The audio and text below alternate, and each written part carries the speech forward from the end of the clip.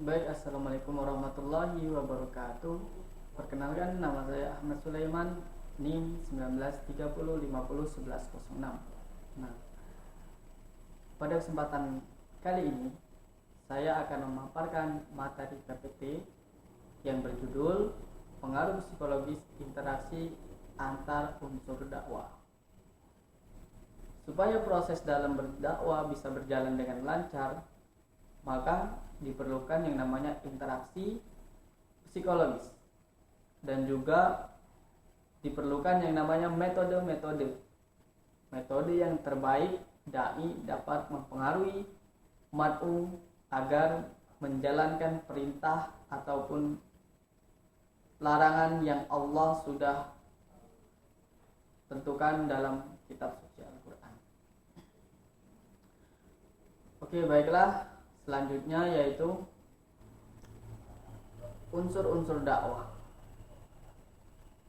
Yang pertama yaitu adalah dai. Dai adalah orang yang mengajak atau mendorong manusia untuk menjalankan perintah Allah dan menjauhi larangannya, disebut dengan dai. Kemudian ada yang namanya mad'u. Kalau tadi dai adalah seseorang yang mengajak atau yang mendorong atau yang menyampaikan pesan-pesan, itu disebut dengan dai. Kemudian mad'u itu disebut dengan orang yang menjadi target dakwah. Nah, selanjutnya yaitu ada yang namanya maddah. Maddah yaitu adalah materi dakwah. Ketika kita akan melakukan kegiatan berdakwah, maka kita harus menguasai yang namanya maddah. Maddah yaitu materi dalam berdakwah. Nah, ketika kita sudah menguasai materi berdakwah, maka dakwah kita insya Allah akan berjalan dengan lancar. Setelah maddah ada yang namanya wasilah. Nah, jadi wasilah ini yaitu adalah media yang digunakan untuk menyampaikan materi dakwah tadi. Nah, wasilah yang digunakan untuk menyampaikan maddah. Nah, kemudian ada lagi yang namanya thariqah atau uslub. Nah, thariqah itu adalah cara atau metode yang digunakan untuk berdakwah. Dalam berdakwah kita harus punya cara. Kita juga harus mempunyai metode sehingga dakwah kita dapat diterima dengan baik oleh mad'u. Ketika dakwah kita dapat diterima oleh mad'u, maka kita akan mendapatkan yang namanya feedback, yaitu umpan balik. Selanjutnya yaitu adalah hubungan psikologi interaksi dengan unsur-unsur dakwah. Yang pertama yaitu dai harus mengerti kondisi lahir dan batin mad'u. Yang kedua, mad'u harus memahami dan menghargai dai. Selanjutnya yaitu adalah media atau materi yang mudah dipahami oleh mad'u. Baiklah, selanjutnya yaitu adalah hubungan psikologi interaksi dengan unsur-unsur dakwah. Yang pertama yaitu adalah dai harus mengerti kondisi lahir batin seorang mad'u.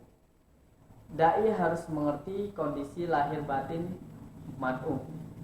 Kemudian sebaliknya mad'u juga harus menghargai dan memahami dai. Kemudian selanjutnya yaitu adalah media. Media yang digunakan juga harus sesuai dalam lingkungan tersebut. Terus selanjutnya itu maddah atau materi yang disampaikan mudah dipahami oleh mad'u. Pentingnya maddah atau materi yang disampaikan itu harus dipahami oleh mad'u. Kita harus menyesuaikan level mad'u yang kita dakwah itu seperti apa. Kemudian ada thariqah. Nah, thariqah tadi yang barusan saya jelaskan, yaitu adalah metodenya. Metode. Jadi thariqah itu adalah metode dalam menyampaikan dakwah tadi. Nah, metodenya juga harus jelas. Biasanya metode dakwah harus jelas dengan kondisi mad'u di lingkungan. Dakwah bisa dengan lemah lembut, tegas, kemudian asalkan yang diajarkan sesuai dengan syariat dan dengan hikmah yang baik. Jadi metode dakwah tidak harus melulu kasar ataupun keras. Jadi dakwah juga bisa dengan lemah lembut, tegas.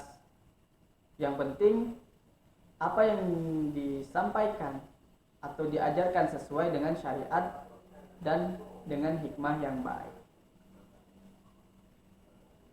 Kemudian atsar, sehingga dakwah yang dilakukan membawa hikmah yang baik dan bermanfaat bagi umat. Mungkin itu saja yang dapat saya sampaikan. Syukron kasiron. Wassalamualaikum warahmatullahi wabarakatuh.